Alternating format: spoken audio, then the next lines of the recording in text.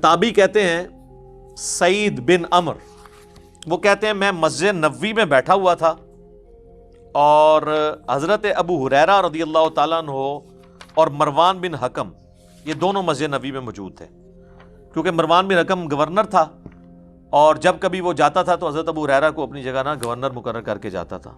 لیکن یہ نہیں ہے کہ حضرت ابو ہریرہ ان کے کوئی اعلی کار بنے تھے، وہ سچائی کرتے تھے. میرا پچھلے دنوں ایک کلپ ریکارڈ ہوا ہے انس بن مالک شیعہ، آپ دیکھ لیں، اس میں میں نے انس بن مالک اور ابو ہریرہ کا دفاع کیا ہے. تو وہ کہتا ہے کہ جی میں بیٹھا ہوا تھا، مروان بن حکم، حضرت ابو ہریرہ بھی. تو حضرت ابو ہریرہ نے کہا مجھے صادق اور مصدوق نے یہ فرمایا تھا، سچے نے اور جس کی تصدیق کی گئی، کہ میری امت کی ہلاکت خاندان قریش کے نوجوان لڑکوں کے ہاتھ میں ہوگی. اب وہ ڈائریکٹ تو نہیں کہہ سکتے تھے بنو امیہ یا بنو مروان،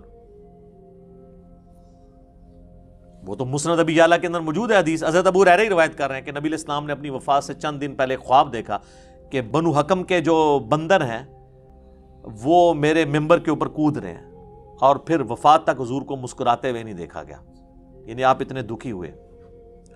آپ کو بتا دیا گیا تھا کہ آپ کے ممبر پہ یہ مسلط ہو جائیں گے. تو حضرت ابو ہریرہ کہتے ہیں کہ یہ بنو جو قریش ہیں ان کے ہاتھوں اس امت کی تباہی ہونے والی ہے. یہ سن کر مروان کہنے لگا ان چھوکروں پر اللہ کی لعنت ہو، حالانکہ وہ خود بھی تھا اس میں شامل نا.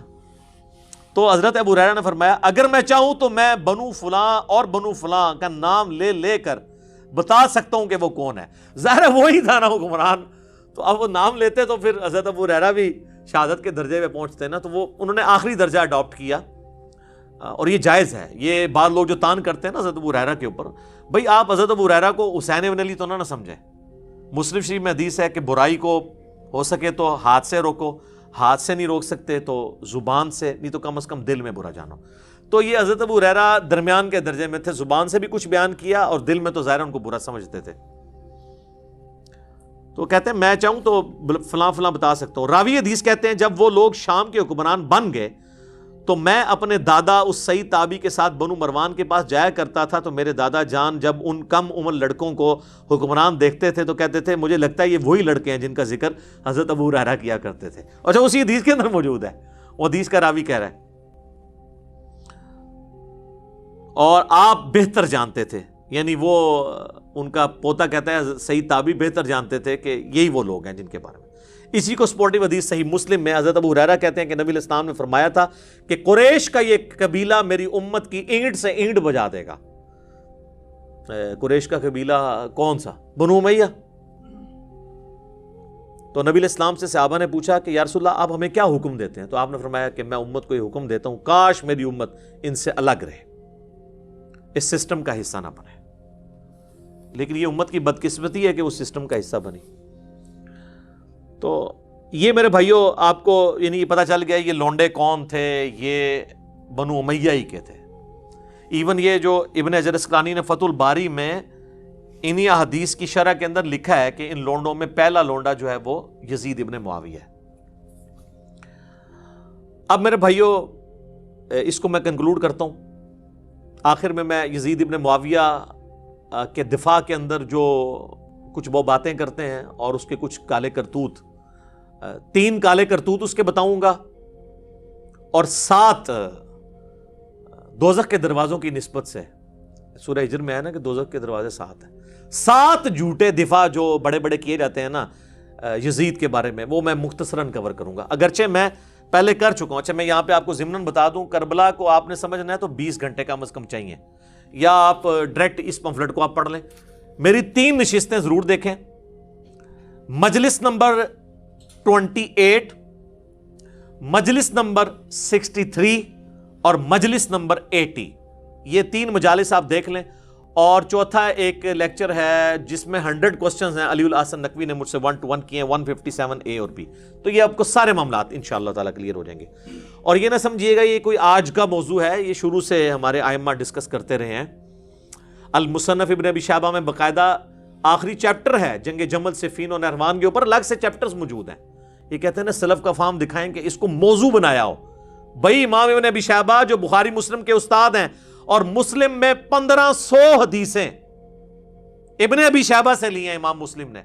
انہوں نے چیپٹر باندھے ہیں جنگ جمل، صفین اور نہروان کے اوپر، اور وہ چیپٹر ہم نے اپنی ویب سائٹ کے اوپر اپلوڈ کیا ہوا ہے ریسرچ پیپر نمبر 5C کے عنوان سے، وہ آپ دیکھ سکتے ہیں۔ 187 احادیث اور آثار اس میں جمع کیے ہیں۔ اور را یزید کے اوپر تو چند بڑے محدثین میں سے محدث جن کی ابن تیمیہ بھی تعریف کرتے ہیں، اگر ابن تیمیہ کسی کو سنی مان رہا ہے تو اب سنیت کا سرٹیفکیٹ تو اور کسی سے لینے کی ضرورت نہیں ہے، اور امام مان رہا ہے ان کو، ابن کثیر بھی، امام زہبی بھی، وہ ہیں امام ابن جوزی المتوفا 597 ہجری۔ یہ شیخ عبد القادر جیلانی المتوفا 561 ہجری کے شاگرد بھی ہیں ابن جوزی، اور یہ فوت ہوئے 597 میں۔ انہوں نے کتاب لکھی ہے الرد علی المتعصب العنید المانع من ذم یزید۔ یہ اس سرکش اور ضدی کا رد ہے جو یزید کی مذمت کرنے کو منع کرتا ہے۔ ان کے زمانے میں ایک ناسبی تھا عبد المغیث، تو اس کے رد میں ابن جوزی نے ایک کتاب لکھی، الحمدللہ اس کا اردو ترجمہ بھی ہو چکا ہے کئی سال پہلے ہماری ویب سائٹ کے اوپر بکس والے پورشن میں، ادر بکس میں آپ جائیں تو 9 نمبر پہ یہ بک ہے، ڈاؤن لوڈ کریں۔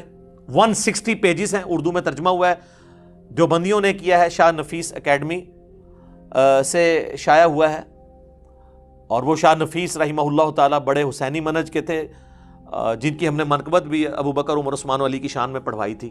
انہوں نے اس کا ترجمہ کروایا تھا، PDF آپ کو مل جائے گا، 160 صفحے ہیں، اس میں سے پہلے 80 صفحے تمہیدن ہیں، یزید کو پورے کا پورا انہوں نے احادیث کی کتابوں میں ننگا کیا ہے، اور اگلے جو 80 صفحے ہیں وہ کتاب کا ترجمہ ہے، اور یقین کریں وہ آپ پڑھیں، انہوں نے کوئی لحاظ نہیں کیا ابن جوزی نے، حتیٰ کہ انہوں نے حضرت معاویہ رضی اللہ تعالی عنہ کے پیچھے جو یزید کو چھپایا جاتا تھا، انہوں نے اس کے اوپر بھی اپنا قلم نہیں روکا، اور انہوں نے بڑے سخت باتیں کی ہیں جو میں یہاں کرنے کی ضرورت نہیں سمجھتا۔ وہ لوگ کہتے تھے نا جی ان کے بارے میں ہادی اور مادی والی روایت ہے، حالانکہ وہ روایت ہی فٹ نہیں بیٹھتی، میرا یوٹیوب پہ کلپ بھی دیکھ لیں کہ حضرت معاویہ ہادی اور مادی تھے۔ تو اس پہ پھر ابن جوزی نے کامنٹس کیے ہیں کہ اس کے پیچھے تم یہ کہو گے وہ جو کچھ کریں گے وہ ٹھیک ہوگا، اور پھر ضروری نہیں ہوتا کہ نبی علیہ السلام جو بھی دعا کریں وہ قبول ہو۔ تو ڈھکے چھپے الفاظ میں انہوں نے بہت کچھ لکھا ہے، وہ آپ پڑھ لیں ابن جوزی۔ اور اس کتاب کی تعریف ابن تیمیہ نے بھی کی ہے، ابن کثیر نے بھی کی ہے کہ یہ یزیدیوں کے رد میں، ناسبیوں کے رد میں یہ کتاب بڑی زبردست ہے۔ تو آپ اس کو ڈاؤن لوڈ کر سکتے ہیں، ہارڈ کاپی اس کی آپ کو نہیں ملے گی کیونکہ انہوں نے چھاپنا بند کر دی ہے، ظاہر ہے اس طرح یعنی یہ عام کتابیں بکنے والی نہیں ہے، تو ہماری ویڈیوز کی برکت سے اب عام ہو رہا ہے۔ ویسے سافٹ کاپی آپ ڈاؤن لوڈ کریں، اور ہمارا ریسرچ پیپر تو اس سے بہت اوپر ہے اللہ کے فضل سے، کیونکہ یہ تو پوری ڈاکٹرن کو کور کرتا ہے۔ تو وہ ابن جوزی کی کتاب آپ پڑھیں گے تو آپ کو پتہ چل جائے گا۔ باقی میں نے اس پمفلٹ کے اندر بھی کور کیا ہے کہ 3 اس کے سیاہ کارنامے جو بڑے بڑے ہیں نا، جو تاریخ کی کتابوں میں نہیں، بخاری مسلم کے اندر رپورٹ ہوئے ہیں۔ پہلا، خانہ کعبہ کے اوپر حملہ عبداللہ بن زبیر کو شہید کرنے کے لیے، کامیاب تو نہیں ہوا، بعد میں وہ شہید ہوئے عبد الملک بن مروان کے دور کے اندر، لیکن یہ غلاف کعبہ کا شہید ہونا، یزید ابن معاویہ کے دور کے اندر خانہ کعبے پہ حملہ کر کے اس کی حرمت کو پامال کرنا، یہ صحیح مسلم میں حدیث موجود ہے 3245 نمبر۔ دوسرا واقعہ ہرہ، کیونکہ جب سیدنا حسین شہید کر دیے گئے تو اہل مدینہ نے بیعت یزید کی توڑ دی، انہوں نے کہا اب کون سا خیر باقی رہ گیا، تو اس کے ریونج میں یزید نے چڑھائی کر دی مدینہ کے اوپر۔ جو یہ کہتے ہیں جی وہ یہ تاریخی باتیں ہیں جی، 600 صحابیات جو ہیں وہ نعوذ باللہ ان کے ساتھ بدکاری ہوئی اور صحابہ قتل ہوئے، مسجد نبی میں گھوڑے باندھے گئے، اس کو تو چھوڑ دیں سر، آپ انکار کریں واقعہ ہرہ ہوا ہی نہیں ہے، پھر ہم آپ کو کہیں گے بخاری مسلم میں واقعہ ہرہ موجود ہے، ٹھیک ہے۔ بخاری میں یہ حدیث 2601 2959 4024 4906، مسلم 3339 3319 3323 سے جو ہے ٹیٹرا 3 تک، جس میں یعنی اہل مدینہ سے ریلیٹڈ احادیث بھی موجود ہیں کہ جو اہل مدینہ کو ڈرائے گا دھمکائے گا اس پہ اللہ کی لعنت، اللہ کے فرشتوں کی لعنت، تمام لعنت کرنے والوں کی لعنت، جو مدینہ میں بدعت جاری کرے گا اس پہ اللہ کی لعنت، اللہ کے فرشتوں کی لعنت، تمام لعنت کرنے والوں کی لعنت، اللہ تعالیٰ نہ اس کو کوئی فرض قبول کرے گا قیامت والے دن، نہ کوئی نفل قبول کرے گا۔ واقعہ ہرہ کا ذکر موجود ہے، یزید نے قتل عام کیا، اور یہ واقعہ ہرہ اتنا سینسٹیو واقعہ ہے کہ اس کے اوپر پردہ ڈالا نہیں جا سکتا. کہتے ہیں سلف کا فہم یہی وہ واقعہ ہے جس کی وجہ سے امام احمد بن حنبل نے یزید کے اوپر بڑے سخت کامنٹس کیے تھے, کیونکہ اس میں تو کئی صحابہ شہید ہوئے ہیں. وہی ابن جوزی کی کتاب کے اندر پوری سند کے ساتھ امام ابن جوزی نے الرد علی المتعصب العنید المانع من ذم یزید میں احمد بن حنبل کا قول نقل کیا, اور شیخ زبیر لزئی رحمہ اللہ تعالیٰ نے اسی کتاب سے حوالہ لیا ہے. بلکہ میری ویڈیو میں انہوں نے 1 to 1 مجھے پڑھ کے بھی بتایا تھا, اس وقت صرف عربی میں کتاب تھی. ابن جوزی نے اس کتاب میں نقل کیا ہے کہ امام اہل سنت احمد بن حنبل المتوفی 241 ہجری نے اپنے شاگرد سے فرمایا, ابن یحییٰ کو, جب اس نے یزید ابن معاویہ کے بارے میں پوچھا تو احمد بن حنبل کہنے لگے یزید وہی ہے جس نے مدینے والوں کے ساتھ وہ کرتوت کیے جو اس نے کیے. میں نے پوچھا اس نے کیا کیا؟ فرمایا اس نے مدینے کو لوٹا. میں نے پوچھا کیا ہم یزید سے کوئی حدیث لے سکتے ہیں؟ فرمایا یزید سے حدیث مت بیان کرو, اور کسی کے لیے جائز نہیں کہ وہ یزید سے کوئی ایک حدیث بھی بیان کرے. میں نے پوچھا جب یزید نے یہ سب حرکتیں کی تھی تو اس کا ساتھ کس نے دیا تھا؟ تو انہوں نے فرمایا اہل شام نے. یہ کہتے ہیں جی کوفی تھے, حضرت حسین کو شہید کرنے والے. بھئی وہ کوفہ کے اگر الفاظ بخاری میں آتے ہیں کہ عبداللہ بن عمر نے کہا کہ جب ان سے مکھی اور مچھر کا مسئلہ پوچھا گیا, ان کا تم لوگ یہ بات کرتے ہو, تم نے تو حسین ابن علی کو شہید کر دیا جن کے بارے میں نبی علیہ السلام سے خود سنا تھا کہ حسن و حسین دنیا میں میرے 2 پھول ہیں. بخاری میں حدیث ہے. وہ کہتے ہیں وہ کوفیوں کو انہوں نے کہا. سر ظاہر ہے کہ کوفی انڈر کس کے تھے؟ آج اگر کوئی کہتا ہے پنجاب پولیس تو گورنمنٹ آف پاکستان کے انڈر ہے نا. یہ تو نہیں کہا جائے گا کہ پنجاب پولیس کا پرائم منسٹر سے کوئی تعلق نہیں ہے. تو کوفہ ایک صوبہ تھا شام کا, تو ڈائریکٹ عبید اللہ ابن زیاد کو گورنر کس نے لگایا ہوا تھا؟ یزید ابن معاویہ نے. کہتے ہیں جی وہ پتہ ہی نہیں چلا جی, وہ بس مار دیا, بعد میں یزید بہت پچھتایا. اچھا جی پچھتایا, پھر اس نے عبید کو قتل کروا دیا قصاصاً, اس کو گورنری سے ہٹا دیا؟ نہیں. اور یہ تو بخاری کے اندر ہے. یہ تیسرا سیاہ کارنامہ جو قتل حسین والا ہے, کربلا کا ذکر کہتے ہیں جی بتائیں, تو یہ بخاری کے اندر 3748 نمبر حدیث جس میں حسین علیہ السلام برأس الحسین امام بخاری نے لکھا ہے, جو انہوں نے عربی میں رکھا اور اردو سے ترجمے سے ہی نکال دیا. اسلام 360 میں بھی عربی میں لکھا ہے حسین علیہ السلام, اردو میں رضی اللہ عنہ کر دیا. sunna.com پہ لکھا ہے علیہ السلام عربی میں, اردو میں رضی اللہ عنہ کر دیا. تو یہ بخاری میں کربلا کا ذکر اس حوالے سے موجود ہے. ترمذی میں بھی ہے, ترمذی میں 3778 ہے کہ جب حسین ابن علی کا سر کاٹ کر عبید اللہ ابن زیاد کے سامنے تشت میں لایا گیا, والعیاذ باللہ تعالی, اللہ کی لعنت ہو, تمام فرشتوں کی لعنت, تمام لعنت کرنے والوں کی لعنت, جن لوگوں نے حسین ابن علی کے ساتھ یہ سب کچھ کیا. آمین. اور دیکھیں ہمارے وہ اہل حدیث حضرات یہ حدیث لکھ کے نیچے شرح کیا کر رہے ہیں. اس حدیث کے الفاظ سنیں کیا ہیں کہ جی جب سر کاٹ کے رکھا گیا تو وہ چھڑی سے کوریدنے لگا, تو انس ابن مالک وہاں تھے. انہوں نے کہا جب اس نے حسن میں کوئی بات کی تو انس ابن مالک نے کہا کہ حسین ابن علی سب سے زیادہ نبی علیہ السلام کے ہم شکل تھے. اور اس میں الفاظ ہیں کہ اس وقت حسین کی داڑھی اور سر کے بالوں میں وسما کی بوٹی سے رنگا ہوا تھا, کالے رنگ سے. ظاہر حضور علیہ السلام کی بھی داڑھی وفات تک کالی رہی ہے, تو حضرت حسین کی تو نہیں رہی, وہ رنگتے تھے. اس کی شرح اہل حدیث نے نیچے کی ہے کہ یہ وسما ایک بوٹی ہے جو بالکل کالا تو نہیں کرتی, ڈارک براؤن کرتی ہے. حالانکہ یہ بھی غلط لکھا ہے, وہ کالا کرتی ہے. یہ شرح ہوئی ہے. اور جو اوپر اتنی بڑی بات لکھی ہے کہ حسین کا سر کاٹا گیا چھڑیے ماں, او چھوڑیے اے شرح پیوں دیجئے, اینو شرح کہنا چاہیے, تاہی تو اڑے دے اللہ نے سانو چھاڑ دیتا ہے نا. سامو اے شرح ہو رہی ہے اس حدیث دی. اچھا جی, یہ جو حدیث ہے نا جی بخاری کی, اس میں کربلا کا ذکر ہو گیا. اسی طریقے سے بخاری میں اور مسلم میں ایک حدیث ہے کہ جب امام سجاد جو ہے, امام زین العابدین شام سے واپس آئے مدینہ شریف, تو مسور بن مخرمہ کہتے ہیں میں ان کی خدمت میں حاضر ہوا اور کہا کہ آپ کے پاس جو رسول اللہ کی تلوار ہے جو نبی علیہ السلام کے بعد حضرت علی کے پاس آئی, پھر مولا حسن کے پاس, پھر حسین علیہ السلام کے پاس, کربلا میں حضرت حسین وہ تلوار پکڑے ہوئے تھے, تو یہ تلوار آپ مجھے دے دیں, مجھے شک ہے کہ یہ لوگ آپ سے چھین لیں گے. کون؟ بریلوی دیوبندی اہل حدیث شیعہ بنو امیہ. میں اپنی جان سے بڑھ کے اس کی حفاظت کروں گا. بل وہ امام زین العابدین نے ان کو نہیں دی ہے. تو اس میں تو یہ یعنی ذکر موجود ہے. کہتے ہیں نہیں ذکر کدھر ہے؟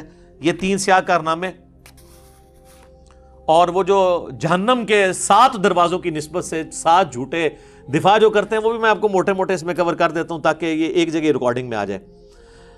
پہلا جھوٹا دفاع کرتے ہیں جی وہ قسطنطینیہ کی بشارت فٹ ہوتی ہے. یہ تو ہم نے اس کے ساتھ جو کر دیا ہے, لاکھوں لوگوں نے میرا کلپ دیکھا ہے, کیا یزید جنتی لشکر میں شامل تھا. حدیث کی کتابوں سے بتایا کہ یہ بخاری میں جو حدیث ہے یہ تو آپ آؤٹ آف کانٹیکسٹ آپ پیش کرتے ہیں. صحیح بخاری میں حدیث ہے کہ میری امت کا پہلا لشکر جو کیسر روم کے شہر پہ حملہ کرے گا ان کی بخشش ہوگی ہے. اس میں تو قسطنطینیہ کا ذکر ہی کوئی نہیں ہے. کیسر روم کا شہر نبی الاسلام کے زمانے میں حمص تھا اور وہاں پہ حملہ کیا ابو عبیدہ ابن جراح نے. اگر کوئی اسے قسطنطینیہ بھی مانتا ہے یا اردو میں قسطنطنیہ یا انگلش میں کانسٹنٹائن نوبل, تو تب بھی یہ پہلا حملہ تو ہے نہیں تھا, کیونکہ اسی حدیث میں نا وہ کہتے ہیں جی, وہ بخاری کے اندر حدیث موجود ہے, اسی حدیث کے اندر آتا ہے نا کہ وہ ابو ایوب انصاری بھی اس لشکر میں موجود تھے اور اسی لشکر میں وہ فوت ہو گئے, اور جو کہتے ہیں یزید نے ان کا جنازہ پڑھایا. تو ظاہر ہے وہ اسی نے پڑھانا تھا, حکمران ہی پڑھاتے ہیں نا, حکمرانوں کے ہاتھ میں سب کچھ ہوتا ہے نا. وہ تو امام حسن کا جنازہ بھی مروان بن حکم نے پڑھایا, حضرت حسین کو نہیں پڑھانے دیا, لیکن وہ حضرت حسین نے کمپرومائز کیا کہ اب یہ حکمران ہے, شریعت کو تو فالو کرنا ہے. تو وہ کہتے ہیں دیکھیں یزید اس لشکر کا امیر تھا, اس میں پہلے کا تو ذکر ہی نہیں ہے کہ یہ یزید جس لشکر میں تھا وہ پہلا لشکر ہے. وہ اب آپ سنیں, یہ بخاری سے جو حدیث پیش کرتے ہیں نا ابو ایوب انصاری والی, یہ 1186 ہے. ابو داؤد میں 2512 نمبر حدیث ہے. ابو عمران تابعی کہتے ہیں جب ہم قسطنطینیہ پہ حملے کے لیے پہنچے تو اس وقت ہمارے لشکر کے امیر عبد الرحمن بن خالد بن ولید تھے. تو یہ یزید سے الگ کوئی اور لشکر ہے, اور اس میں سیدنا ابو ایوب انصاری نے ہمیں ایک آیت کی تفسیر سمجھائی, اور پھر وہ اللہ کی راہ میں مسلسل جہاد کرتے رہے حتیٰ کہ آخر میں قسطنطینیہ میں دفن ہوئے. تو قسطنطینیہ پہ جو پہلا حملہ ہوا, اگر یہ 2 حملے بھی مانے جائیں, ویسے اس سے بھی پہلے ایک حملہ ہوا ہے, پھر بھی اگر یہ حملہ بھی پہلے مانا جائے تو حضرت خالد بن ولید کے بیٹے نے حملہ کیا ہے, کیونکہ اس میں ابو ایوب انصاری زندہ ہیں. اور بخاری میں جس حملے کا ذکر ہے جس میں یزید ابن معاویہ تھا, اس میں ابو ایوب انصاری 54 ہجری میں فوت ہوئے ہیں, وہ آخری حملہ تھا. ویسے اس کے بعد بھی حملے ہوئے ہیں, وہ تو پھر ہوتے رہے ہیں, حتیٰ کہ جا کے یہ سلطان محمد فاتح نے آ کے فتح کیا ہے, جو آپ ارطغرل دیکھ رہے ہیں آج کل, یہ 7واں سلطان ہے اسی کی ارطغرل کی اولاد میں سے. یہ تو جا کے پھر 8ویں 9ویں صدی ہجری کے اندر آ کے فتح ہوا ہے. تو بہرحال بشارت حملہ کرنے والے کے لیے تھی. تو یہ تو فارغ ہوا ان کا دفاع. دوسرا کہتے ہیں جی یزید جی تابعی ہے. اس پہ میں وہ الیاس گھمن صاحب والا جواب دوں گا, انہوں نے بڑا پیارا جواب دیا. انہوں نے کہا تابعی کہتے ہیں اتباع کرنے والے کو, صحابی صرف صحبت سے ہو جاتا ہے, لیکن تابعی کسی صحابی کی صحبت سے نہیں ہوتا جب تک وہ صحابہ کا پیروکار نہ ہو. تو انہوں نے کہا کہ یزید ابن معاویہ تو تابعی ہے ہی نہیں ہے, کیونکہ انہوں نے اتباع تو صحابہ کی نہیں ہے. ایسے بہت پیارا جواب دیا ہے, زبردست. انہوں نے کہا تابعی تو ہوتا ہے اتباع کرنے والا, اس کے تو سارے کرتوت ہی برے ہیں. اچھا, تو اگر یہ تابعی ہے تو پھر سر حجاج ابن یوسف صحابہ کا قاتل, وہ بھی تابعی ہوا پھر. اور خوارج کلمہ گو اہل قبلہ تو تھے, وہ بھی سارے تابعین ہوئے. یہ سب فراڈ ہے. اس طریقے سے نہیں ہوتا کہ آپ چیزیں بنانا شروع کر دیں. اور اسی میں وہ حدیث بھی لیتے ہیں ترمذی سے کہ نبی علیہ السلام فرمایا جس نے مجھے دیکھا اسے آگ نہیں چھوئے گی, جس نے اس کو دیکھا اسے آگ نہیں چھوئے گی, جس نے اس کو دیکھا. وہ کہتے ہیں دیکھیں صحابہ تابعین تبع تابعین تک یہ چیز جاتی ہے تو سارے بخشے ہوئے. تو سر جتنے بڑے بڑے کذاب قسم کے احادیث میں راوی ہیں نا, زیادہ تر وہ قانوناً تابعین کے اندر موجود ہیں. خوارج بھی اس کے اندر آ جائیں گے تو ساروں کو بشارت ہوگی. پھر وہ کہیں گے نہیں نہیں. اب حجاج ابن یوسف کا تو دفاع کر نہیں سکتے, کہ مسلم شریف میں حدیث ہے کہ بنو ثقیف کے اندر ایک ظالم اور ایک کذاب پیدا ہوگا, اور اسماء بنت ابی بکر کہتی ہیں کہ ظالم حجاج تو ہے. تو جب حجاج کو اسماء بنت ابی بکر کہہ رہی ہیں تو ان کو آگے سے حجاج کو کہنا چاہیے تھا نہیں میں تو تابعی ہوں, میرے پہ تو آگ حرام ہے. اسماء یہ آپ کیا باتیں کر رہی ہیں, آپ دیکھیں آپ صحابی ہیں, میں نے آپ کو دیکھ لیا, میں ابھی تابعی ہو گئی ہوں, آگ ختم ہو گئی. او ایڈی گل حجاج نو بھی سمجھ سی جیڑی نازبی نو نہیں سمجھ, کہ ایویں نہیں کوئی ہو جاندہ تابعی تے ویکھ لیا. اچھا جی, تیسرا وہ کہتے ہیں جی حضرت علی کا جو بیٹا ہے محمد بن حنفیہ, جو حنفیہ نامی ایک عورت جس سے شادی کی تھی حضرت علی نے سیدہ فاطمہ کی وفات کے بعد, ان سے پیدا, وہ کہتے ہیں وہ تو بڑی تعریف کرتا تھا یزید ابن معاویہ کی. اچھا جی, کدھر لکھا ہے کس حدیث میں؟ نہیں ان کی باتیں حدیثوں میں, وہ کہتے ہیں جی وہ ابن کثیر میں, جسے عربی میں البدایہ والنہایہ کہتے ہیں, اس میں موجود ہے. ہاں جی دکھائیں, دکھا نہیں آپ کو سکتے, وہ اس قابل ہی نہیں دکھائیں, کیونکہ اس میں محمد بن حنفیہ کے پاس عبداللہ بن مطیع صحابی آتے ہیں. محمد بن حنفیہ تابعی ہے, عبداللہ ابن مطیع صحابی وہ ہے جسے گھٹی حضور نے خود دی ہوئی ہے, جونیئر صحابہ میں سے صلی اللہ علیہ وآلہ وسلم رضی اللہ تعالیٰ عنہ. اور وہ کہتے ہیں محمد بن حنفیہ سے کہ آپ کیوں چپ کر کے بیٹھ گئے ہیں؟ آپ کا بھائی حسین قتل ہو گیا ہے اس یزید کی وجہ سے، تو آپ اس کے خلاف کھڑے ہوں، قیام کریں۔ تو امام بن حنفیہ کہتے ہیں کہ بھائی، اور عبداللہ ابن مطیع کہتے ہیں کہ اس کے کرتوت تو ایسے ہیں کہ آسمان سے پتھر برس پڑے، جو اس کے کرتوت ہیں برے۔ کہتے ہیں جی وہ شرابی، اور اس میں شرابی کے الفاظ بھی ہیں اور باقی الفاظ بھی۔ وہ کہتے ہیں جی کہاں لکھا ہوا ہے؟ تو وہ امام بن حنفیہ کہتے ہیں کہ نہیں بھائی، میں نے تو جتنے دن میں اس کے پاس رہا ہوں، میں نے تو اس کے اندر کوئی چیز نہیں ایسی دیکھی، میں نے تو اسے نماز کا پابند اور سنت کا عامل پایا ہے۔ جن کے آباء و اجداد سنت کو توڑنے والے ہیں، ان کا وہ کہتے ہیں سنت کا عامل پایا ہے۔ تو وہ کہتے ہیں دیکھیں امام بن حنفیہ نے توثیق کر دی اس کو، ویسے میں نے ایلبریٹ کیا ہے۔ پھر وہ باقیوں نے کہا حضرت جتنے دن آپ وہاں رہے ہیں نا، اتنے دن آپ نے اس کو ایسا پایا، یعنی اتنے دن وہ پگڑی بن کے نماز پڑھتا رہا رفع دین نال۔ پہلے تو نہ رفع دین کرتا سی، ننگے سر ہی پڑھتا سی نماز، یعنی وہ لبادے اڑے ہوئے ہوتے ہیں نا انہوں نے۔ تو یہ تو جتنے دن آپ رہے ہیں اتنے دن اس نے سر ڈھانپ کے نماز پڑھی ہے۔ تو عبداللہ بن مطیع صحابی ہے اور امام بن حنفیہ تابعی ہے۔ جب صحابی اور تابعی کا قول ٹکرائے تو کس کی بات مانی جائے گی؟ صحابی کی۔ تو امام بن حنفیہ کا تو قول فارغ ہو جاتا ہے پھر۔ اسی لیے شیخ زبیر علی زئی صاحب نے اپنے رسالے کے اندر یہ لکھا، انہوں نے کہا کہ اگر تم اس روایت کو صحیح مانو گے نا، پھر تو یہ بات ماننی پڑے گی کہ وہ زانی شرابی تھا، کیونکہ ہم تو صحابی کے پیچھے چلیں گے، تابعی کے پیچھے نہیں چلیں گے۔ تو یہ روایت بھی ان کے گھاٹے خود بخود فٹ ہو جاتی ہے۔ چوتھی جو ایک چیز ہے دفاع والی، وہ کہتے ہیں صحابہ کرام نے بیعت کر لی تھی۔ وہ میں آپ کو پہلے ہی کتنا بتا چکا ہوں کہ صحیح بخاری 4827 تلوار کی زور پہ بیعت ہوئی ہے، اور صحیح بخاری 6830 نمبر حدیث میں حضرت عمر نے کہا تھا کہ جس کی زبردستی بیعت لی جائے گی اس کا انجام قتل و غارت ہوگا۔ یہ تو ٹاپک میں ڈسکس کر چکا ہوں، اب کوئی نہیں کہے گا جی وہ کہتے ہیں عبداللہ بن عمر نے بیعت کی ہوئی تھی جی۔ تو وہ عبداللہ بن عمر نے شرائط کے ساتھ بیعت کی تھی، اور مجھے بتائیں، وہ کہتے ہیں جی بخاری مسلم میں آتا ہے عبداللہ بن عمر نہ جا کے نا مدینہ شریف میں لوگوں سے کہتے تھے کہ بیعت نہ توڑو یزید کی۔ اچھا، وہ جن لوگوں سے جا کے کہہ رہے تھے وہ بریلوی دیوبندی اہل حدیث تھے، شیعہ تھے، یا صحابہ اور تابعین تھے؟ تو ان صحابہ اور تابعین کی قول کی کوئی قدر نہیں ہے۔ ہم سمجھتے ہیں کہ اس میں عبداللہ بن عمر کا قول شاذ ہے، اکثریت کا وہی موقف تھا۔ اور پھر عبداللہ بن زبیر جو ڈٹے رہے آخری وقت تک، وہ صحابی نہیں ہے، ایک قول لے لیتے شاذ۔ او عبداللہ بن عمر تو پھر دیکھ لیں آپ، صحیح بخاری میں آتا ہے عبداللہ بن عمر جو پوری زندگی بنو امیہ کا ساتھ دیتے رہے نیوٹرل بن کے، کبھی ان کا حصہ نہیں بنے، لیکن نیوٹرل بننا بھی ساتھ تھا۔ آخری عمر میں تو وہ پچھتاتے تھے۔ صحیح بخاری میں آتا ہے ان کو تو قتل ہی حجاج بن یوسف نے کروایا، ان کے پاؤں میں نیزہ مروا کے۔ اور المستدرک الحاکم کے اندر آتا ہے کہ عبداللہ بن عمر کہتے تھے مجھے پوری زندگی نہ میں نے کبھی نماز چھوڑی نہ کبھی روزہ، مجھے پوری زندگی کسی نیک عمل کے چھوٹنے کا کوئی غم نہیں ہے، جو مجھے یہ غم ہے کہ میں نے مولا علی کے ساتھ مل کر باغیوں کے خلاف قتال کیوں نہیں کیا۔ تو آخری عمر میں جو عبداللہ بن عمر کو بات سمجھ آئی نا، وہ حضرت علی کے ساتھیوں کو ان کی زندگی میں سمجھ آ گئی، کچھ کو واقعہ ہررا کے بعد سمجھ آئی، اور حضرت عبداللہ بن عمر کو آخری عمر میں سمجھ آئی جا کے۔ بہرحال حضرت عبداللہ بن عمر کا رجوع اس میں مل گیا، لہٰذا ان کے پیچھے کوئی نہ چھپے گا جی وہ بیعت سے روکتے تھے۔ جب ان کو ہاتھ لگے تو ان کو پتہ چل گیا کہ یار میں تو ان کے ساتھ چلتا رہوں، میرے ساتھ بھی انہوں نے ہاتھ کر دیے۔ پانچواں وہ کہتے ہیں جی کوفیوں نے مارا ہے جی، اہل شام نے نہیں مارا، وہ تو شام کی طرف جا رہے تھے جی۔ تو میں نے بتایا بھائی کوفیوں نے ہی مارا ہے، ظاہر ہے کوفے میں عبید اللہ ابن زیاد گورنر کوفہ جو ہے یزید کے ہی لگایا تھا۔ آج اگر وہ کہتا ہے پنجاب پولیس نے کیا تو اس کا یہ مطلب نہیں کہ پرائم منسٹر سے کوئی تعلق نہیں ہے، وہ انہی کے انڈر ہے، لہٰذا یہ بھی پلی غلط ہے، اس میں پہلے بھی ڈسکس کر چکا۔ چھٹا وہ کہتے ہیں کہ جی وہ دیکھیں جی 3 شرطیں رکھ دی تھی جی حضرت حسین علیہ السلام نے، وہ تو تیار تھے۔ انہوں نے کہا کہ مجھے یزید کے پاس جانے دو، میں ہاتھ رکھ کے بیعت کر لیتا ہوں۔ سبحان اللہ۔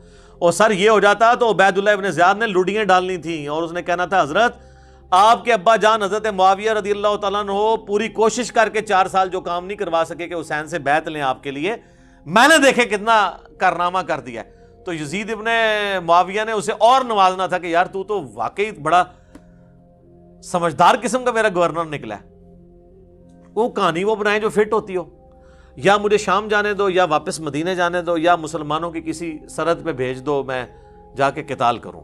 وہ تو جی بس کینسل، ان کو پتہ چل گیا تھا کہ یہ کوفیوں نے ہمارے ساتھ دھوکہ کیا اور یہ وہ کیا۔ اچھا جی، یہ سٹوری بالکل فٹ نہیں بیٹھتی. اور یہ جس کتاب سے لے کے آتے ہیں نا، انصاب الاشراف وہ کتاب ہے امام بلازری کی، پہلے 300 سال میں مسلمانوں کے ایک بڑے ائمہ میں سے. انصاب الاشراف یعنی وہ کتاب جس میں بڑے بڑے جو اشرافیہ ہیں، بڑے بڑے خاندانوں کے جو لوگ ہیں، ان کے فضائل بیان ہوئے ہیں. یعنی اس میں بنو ہاشم کے بھی، بنو امیہ، بنو عباس کے، اور جس میں بایوگرافی بھی لکھی ہے صحابہ اور تابعین کی. اس میں سے وہ لے کے آتے ہیں، کہتے ہیں جی اس کے اندر یہ موجود ہے. اور شیخ زبیر صاحب نے بھی فضائل صحابہ اپنی کتاب میں نا یہ لکھ دیا، لیکن انہوں نے انصاف یہ کیا کہ انہوں نے کہا کہ اس کی سند حلال بن یساف تک تو ثابت ہے، لیکن حلال بن یساف کا واقعہ کربلا میں ہونا بھی ثابت ہونا چاہیے نا. تو پھر مرنے سے پہلے انہوں نے اس کتاب سے ہی رجوع کر لیا. شیخ زبیر صاحب نے آخر میں اعلی حدیث رسالے میں لکھ دیا کہ انصاب الاشراف جو کتاب ہے یہ اپنے مصنف سے ثابت ہی نہیں ہے. ویسے زیادہ میجارٹی کا یہی موقف ہے کہ اپنے مصنف سے ثابت ہے، لیکن زبیر لذیذ صاحب گھبرا گئے تھے. وہ مجھے کہتے تھے کہ اگر یہ انصاب الاشراف کو انہوں نے صحیح مان لیا نا تو پھر حضرت معاویہ کا کیا بنے گا، حضرت ابو سفیان کا کیا بنے گا. کیونکہ اسی انصاب الاشراف میں بالکل صحیح سند کے ساتھ ایک چیز موجود ہے جو باقی اہل سنت کی کتابوں میں کوڈ ورڈز میں ہے. مسند البزار میں بھی ہے اور مجموع الزوائد میں بھی ہے. امام حیثمی جو ابن حجر اسقلانی کے استاد ہیں انہوں نے بھی لیا کہ نبی الاسلام کے سامنے سے ایک اونٹ گزر رہا تھا. آپ نے فرمایا کہ اونٹ پہ بیٹھے ہوئے پہ بھی اللہ کی لعنت، اس کی مہار پکڑنے والے پہ بھی اللہ کی لعنت، اس کو ہانکنے والے پہ بھی اللہ کی لعنت. یہ حدیث ختم. اس حدیث سے کون سی خدمت ہوئی ہے پتہ ہی نہیں کہ کون ہوا، کیا ہوا، کس وجہ سے لعنت ہوئی. مسند البزار اور مجموع الزوائد میں یہ ادھوری روایت ہے، لیکن انصاب الاشراف میں ان 3 بندوں کے نام ہیں. وہ میں کوڈ ورڈز میں آپ کو بتا دیتا ہوں. اونٹ کے اوپر امیر شام کے والد محترم بیٹھے ہوئے تھے. اونٹ کی مہار امیر شام کے ہاتھ میں تھی. امیر شام میں یزید کو نہیں کہہ رہا، ان کے والد کو کہہ رہا ہوں. اور ہانکنے والے امیر شام کے بھائی تھے. جو مسند البزار اور مجموع الزوائد میں لکھا ہے کہ اونٹ بیٹھے ہوئے پہ بھی لعنت، ہانکنے والے پہ بھی لعنت، مہار والے پہ بھی لعنت.